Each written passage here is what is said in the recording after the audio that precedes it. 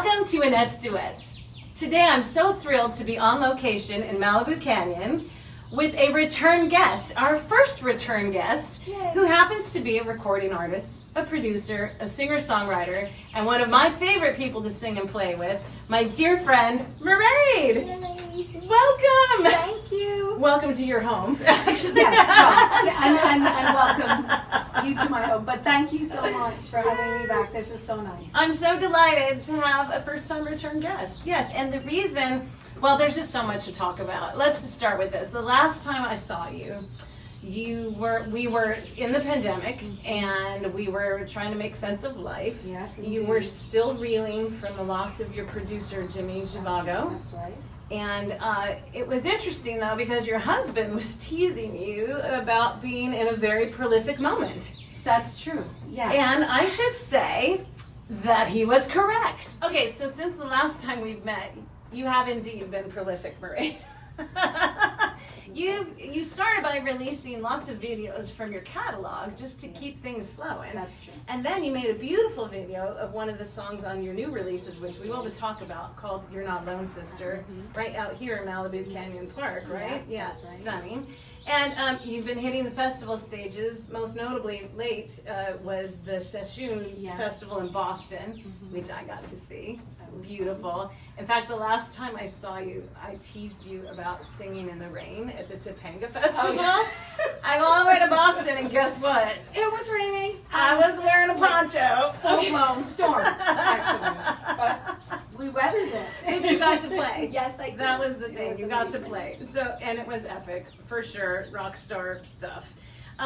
You've been playing out locally, places like Molly Malone's and the Mint, and most recently, you sold out 2 nights at the Hudson Theater in LA for the project that we're really going to talk about, I think, and it was your 3-album release of Love Is Everything. And you know, you're about to embark on an international tour promoting this project, and to that I have to say, good Lord, woman!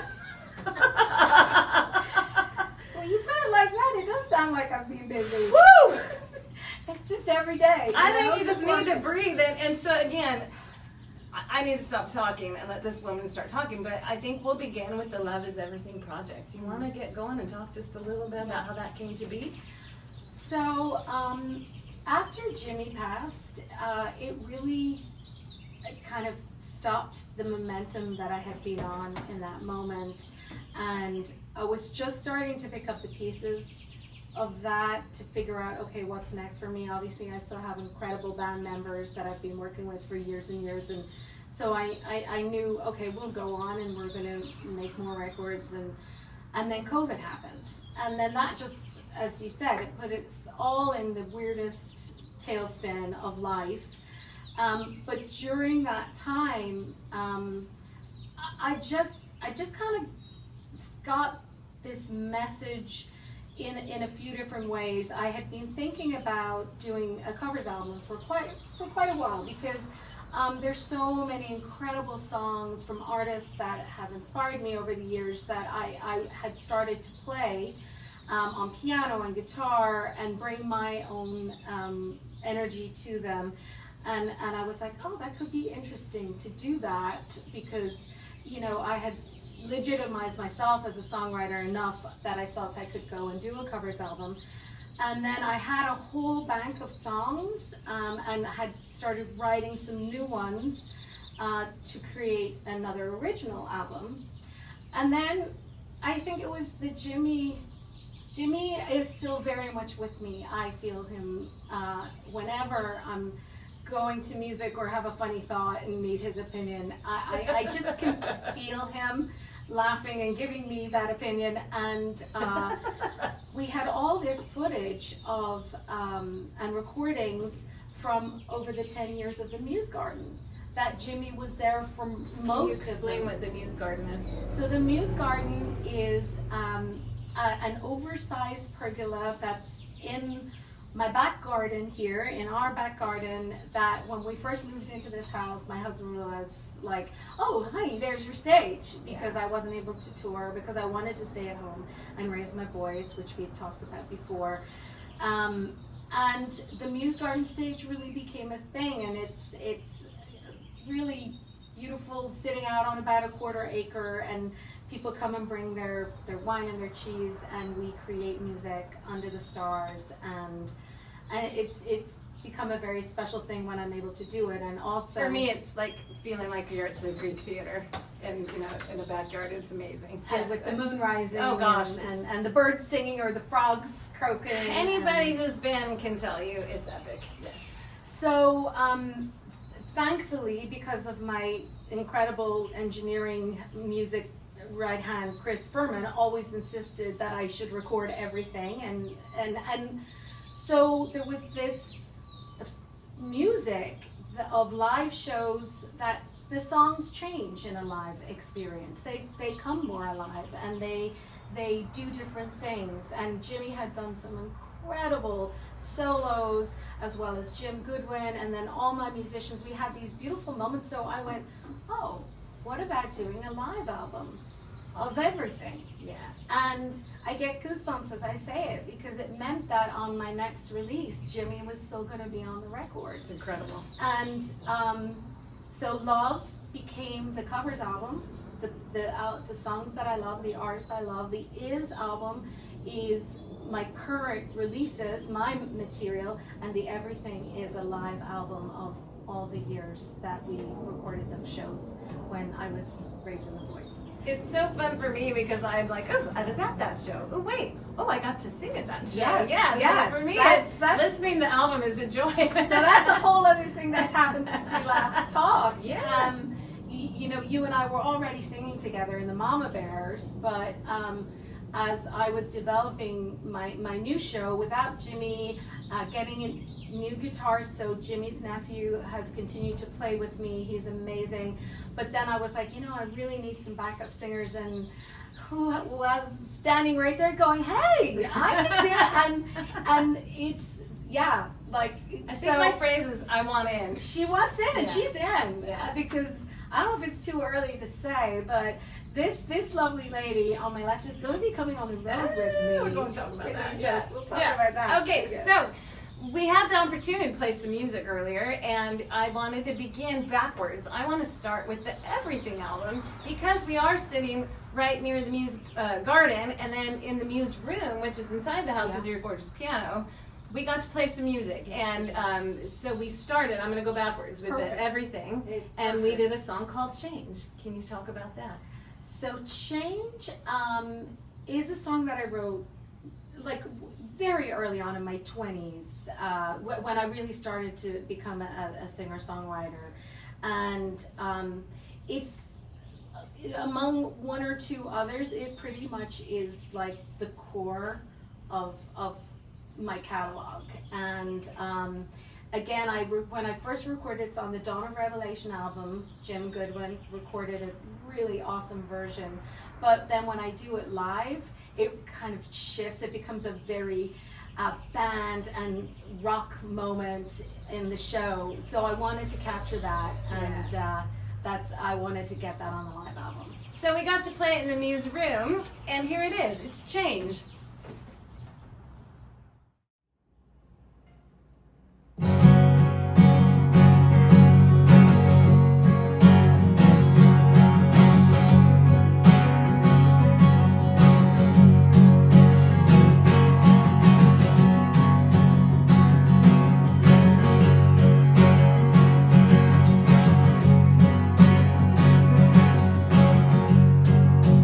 Let me be the action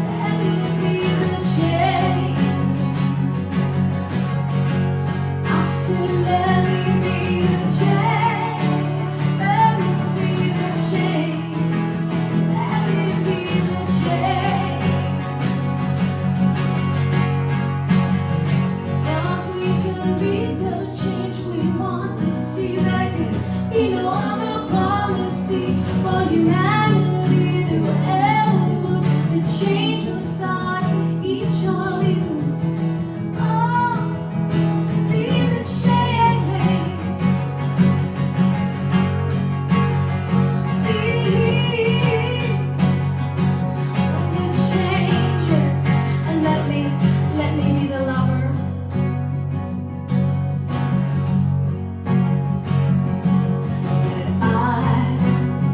Want to make love to. Let me be the mother, the sweet, sweet mother that I want to run to. Yeah, let me be the change. Let me be the change. Let me be the change. Let me be the change. Let me be the change.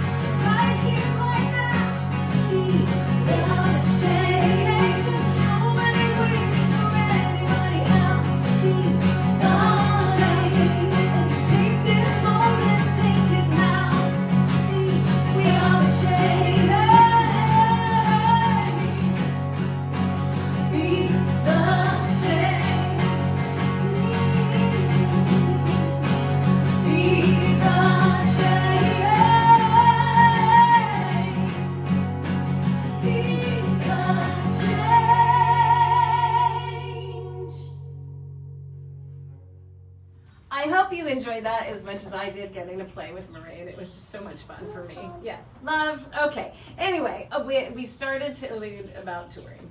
And let's talk about that because you are now going on tour to promote this project, this body of work, which is so amazing.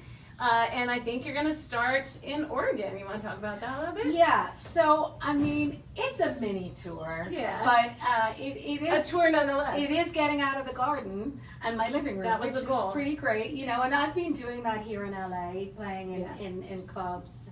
Now that the boys are bigger, is this the moment where I reveal the super magic? Yeah, we can do that. That was the next question. But let's go at okay, the magic. The last time we talked about the joy of motherhood and trying to weave your music and artistry while having being a mom, Yeah. and how that worked with your sons Tristan and Gabriel. And so, why don't you talk to me about the family band? So during this whole recording process, that for 3 albums has taken 3+ years, Yeah. and maybe a little more, but my eldest son was playing saxophone and was playing with me a little bit when he was like 11 and 12, super cute, but COVID stopped him playing and it broke my heart. Right. So he went away from it. He graduated high school, went to college. My younger son started middle school, started the trumpet, and he really did want to play with me. So all of a sudden I was recording these tracks. I recorded most of the Love album here at the house, and I heard trumpet on certain things. So I was like, hey Gabe, you want to play some trumpet? And so next thing, Gabriel's recording with me here at the house, Can you and imagine? so magical. And then of course, if we're gonna record and then we're gonna do a show, well, you want to play in the show? And so he was like, yeah, I'll play in the show. And so then the big brother gets wind that the little brother is playing in the show, and the big brother says, I think I'm going to bring my sax back to Ireland when I go back to college, which he did, and he started playing. Yeah. And then last summer, summer of 2025, I released the Love album, and both my boys were on stage with me. Epic. And they are also coming on this tour. Yes. So it is beyond a dream, nothing I ever imagined, but it's so magical right now, and I'm just really aware of this moment. So even though it's a little mini tour, and I'm starting in Oregon because Jim Goodwin, who is my other music producer, has been with me for 20+ years. He lives up in that area. And I've played up in Sisters, his town, before, and he really wanted to get us up there and get us to Portland. So we're going to do a couple of dates. We might even do a farmer's market or something like that. I mean, that's how we started, you and I. Well, that's true. Full circle. Seriously, the spiral keeps expanding. Well, the spiral is for me, and joining you is that the little side note for me is that the boys were former students of mine at the elementary school, the music program, and so every time I'm standing on stage with them, I smile, because who would have thought? You never know when you're going to be a band with your former students, and it's just such joy. Yes. We are in a joy moment, and so my younger son's still in high school. He just finished his freshman year, but we are taking the opportunity while we can, while the boys are into it, and we are going to go to Portland and Sisters and do a couple of other gigs around that area, and then we're heading over to Ireland, which I have not played a show there in 9 years, which is insane, but I've been invited back to the Electric Picnic. Woo, yes. Which is, again, really such an honor, but even more so, I'm going to be on a stage called the Cree stage, which is the heart, that's the Irish word for heart, and it's kind of in the heart of the festival.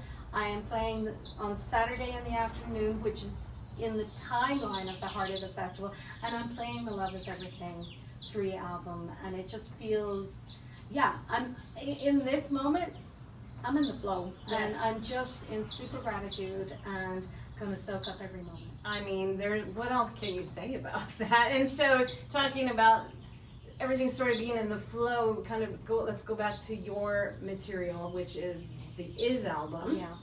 And earlier in the Muse Room, we got to play Something Undiscovered, and I was hoping you could talk to us about that song. So what's really interesting about that song is that I think I wrote that even before I wrote Change. I've had that song in my back pocket, in my back heart soul pocket, since about, I think I wrote it around 26. I finished the bridge about 7 years ago. It was one of those songs that just was waiting, kept revealing itself, and it finally it almost made 2 other records, and it never did. It's been waiting, and it finally made this record, and I love how it came out, and I love singing it, and I love the message, because it's a universal message about all the magic that each one of us are, and that we're all discovering ourselves in the moment every day. And getting older can be hard, but it can also be just such a blessing as you start to see the chapters of your life unfold, and that there's always more to be uncovered. Right. And when I'm playing it with you, I always think of what you always say is the answers will be revealed in time, and to me that is something undiscovered. And the thing I struggle with, not knowing, and the undiscovered, so. But if we knew, why would we be here? Right, so there it is. So while I'm playing the song, I'm always thinking of that. And so anyway, here it is. It's Something Undiscovered, and it was in the Muse Room, and I hope you enjoy.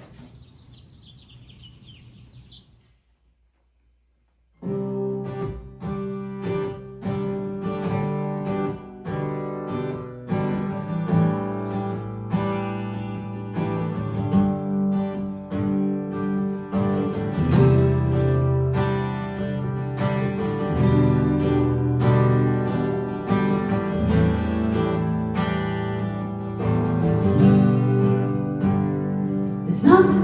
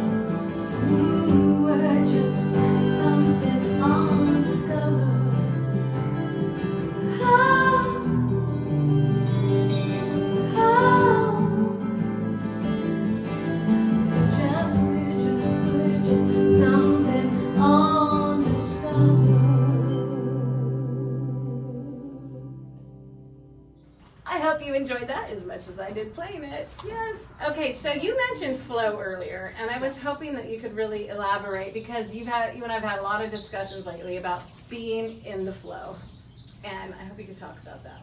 Well, you know, I being an artist, and I think when you have a passion for something, and you're always striving towards a goal with it, and I do have to say, producing these 3 albums has really given me a moment of like, well, God forbid, I was taken from this planet. Really, we're going here.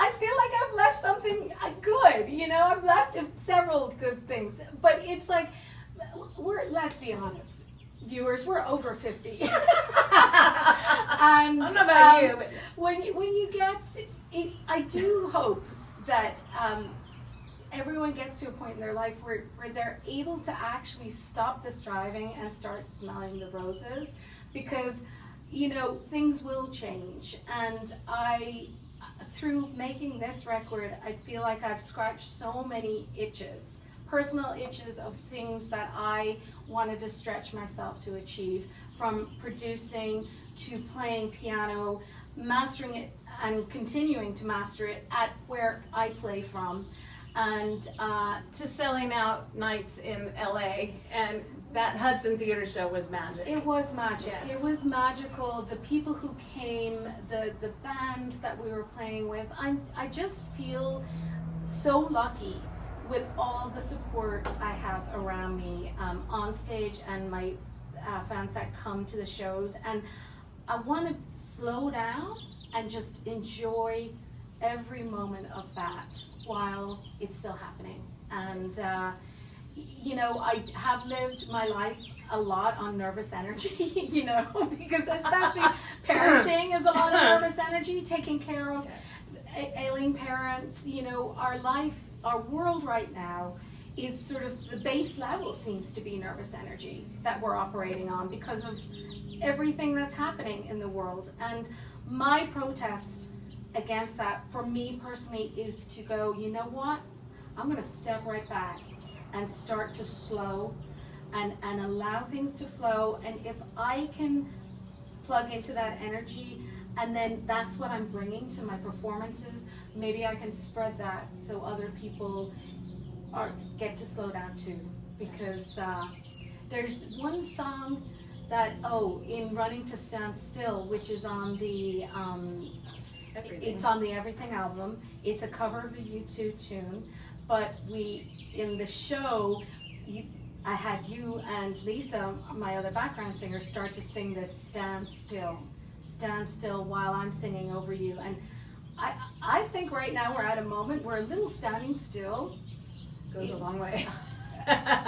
Stand still and then slow flow. Yes, slow flow, and I love that. And I continue to tell Mairead, but I think part of why this project is working so beautifully is because so many people believe in your music. Well, thank you. And I know I believe, and look, I'm even wearing the merch. She Come is. on, I'm even rocking the merch. That was everything. Everything is love. All of that. Yeah, and it all works together. while we were singing in that Hudson Theater show, one of the highlights for me was one of the covers we did, and it was called Enlightenment, and it's from the Love album. And Yes. would you like to talk about that? So, Enlightenment is a cover of a Van Morrison song.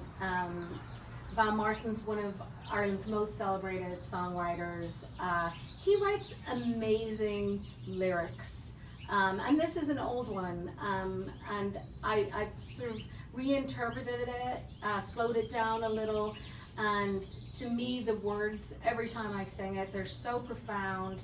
They move me right into that existential space. And you're playing with me, Annette sings and plays this so beautifully with me. And so it's really a joy to play every time. And I hope you like it, Van, and you get to hear it.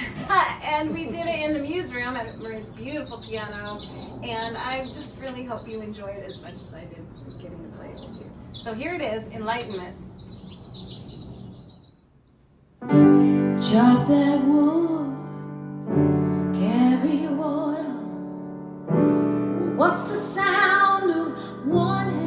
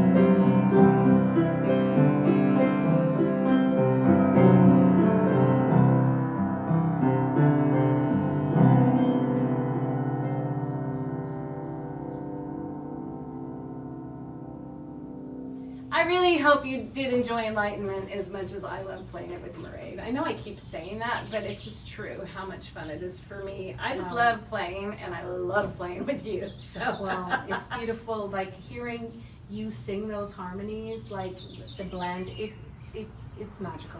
it's magic for me too, so feel the love. But All I right. wanted to not forget to talk about the booklet, actually. So this is a booklet of Love is Everything that you worked really hard on making this gorgeous thing. We can't really see it all while we're sitting here, but can you talk about the booklet quickly? Well, I decided I was not printing CDs this time because, CDs have been gone for 1,000 years, even though vinyl is coming back. I love the vinyl. And now I hear CDs are coming back, but I was like, you know what, I'm not going to do that with a carbon footprint for now. But I'm old school, and I do like to hold something in Tangible. my hand. And I do like to print my lyrics. So I thought, why don't I create a companion lyric book for the 3 records? And I have an incredible friend, Deanne Poitras, who's an amazing graphic designer, who worked with me, and my photographer, Michael Siegel, who I've been using for years. We went out in this local neighborhood and in my back garden, took photos, and then put it all together. And I just think it's a lovely accompaniment to listen to the music. And I know when I used to listen to albums, I loved having the album cover out and looking at all the pictures and stuff. So that's kind of an old school, something to hold in your hands. Yes. And it just thrills me because my name is in it, so that's fun for me. Side little hustle kit for me. But anyway, it's gorgeous. You're gorgeous. The music is gorgeous. Do yourself a favor. Go listen to all of the albums at once. Love is everything. You can find me at maireadmusic.com. Yeah. But funny how you spell it, Mairead music, but all my social and stuff is there too. Absolutely. And Mairead, thank you so much for having me today in your beautiful home. And you can't beat this. Thank you just for can't. having me back on Annette's Duets. All right. It's always fun to And be next here. time, in 5 years' time, what's our goal? What do we think? Well, we do like to giggle about playing at the Greek. Or I like to say the bowl. You never know. I figure we'll do the Greek and then we'll do the bowl. Okay, I love it. Universe, do you hear it? Hollywood Bowl, we're calling. Yes, we are. We gotta have goals. Yeah, if you don't say it out loud, That's it. you You gotta can't- manifest. we gotta manifest. So I've manifested this episode, and I'm so thrilled that you joined us, and I look forward to seeing everybody next time. Thank you. Thank you.